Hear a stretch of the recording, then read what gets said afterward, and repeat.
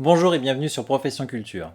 Si à Avignon la question des niveaux sonores ne devrait pas se poser, les festivals de musique sont en proie depuis 2017 à une grande effervescence du fait du décret du 7 août 2017 relatif à la prévention des risques liés au bruit et au son amplifié, plus simplement appelé le décret son, qui n'a rien à voir avec Madame Édith Cresson. Oui, je sais pas s'il vaut mieux entendre ce genre de vanne que d'être sourd en fait. C'est l'instant pro du jour.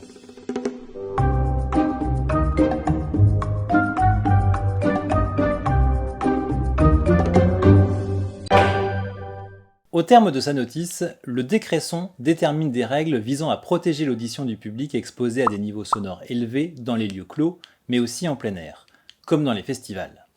Il vise aussi à protéger la santé des riverains de ces lieux. Pour cela, le texte définit notamment les niveaux sonores à respecter et la nécessité de mesurer et enregistrer ces niveaux. Les professionnels du son, qui ont pourtant accompagné la rédaction du décret, mais qui n'ont pas été écoutés, et on notera l'ironie dans le cadre d'un décret son, ont rapidement pointé des difficultés importantes pour l'application du texte. D'autant plus importantes que le décret prévoit qu'un arrêté ministériel doit préciser les conditions de mise en œuvre du texte. Or, près de 5 ans après la publication du décret, cet arrêté n'est toujours pas paru. En cause, bien sûr, la crise sanitaire, mais aussi la technicité de la question, et peut-être surtout le fait qu'il faille aligner les points de vue de 3 ministères, santé, environnement et culture. À l'heure actuelle, les concerts et festivals de musique se tiennent donc avec un certain flou juridique. Quels sont les problèmes? En premier lieu, le décret impose de mesurer le son de tous les points accessibles au public. Cela nécessite techniquement le déploiement d'un système de captation démesuré. Et du strict point de vue juridique, l'absence d'arrêté entraîne en plus l'absence de méthode de mesure du son. En deuxième lieu, 2 niveaux sonores sont à respecter, 102 décibels A et 118 décibels C, lesquels correspondent à 2 intensités sonores différentes perceptibles par une oreille humaine moyenne.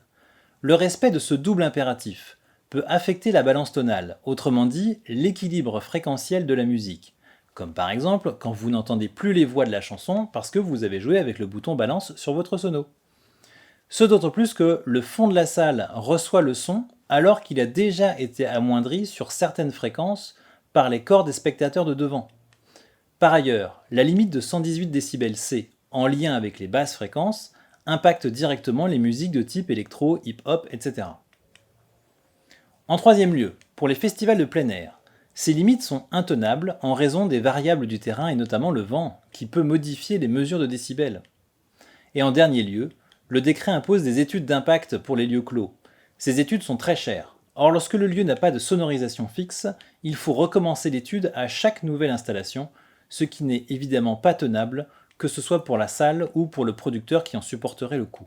Les professionnels du son, dont l'association Agisson, appellent tout d'abord à la publication de l'arrêté prévu dans le décret son. Ils appellent aussi à la modification du décret, notamment sur la limite de 118 décibels, pour permettre la tenue des festivals de musique type hip-hop, électro, etc., et sur les questions des limites en plein air, ainsi que sur les études d'impact en lieu clos.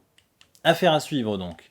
Sur Profession Culture, abonnez-vous si vous soutenez la démarche et que vous souhaitez que ce média indépendant et gratuit ait de belles années devant lui.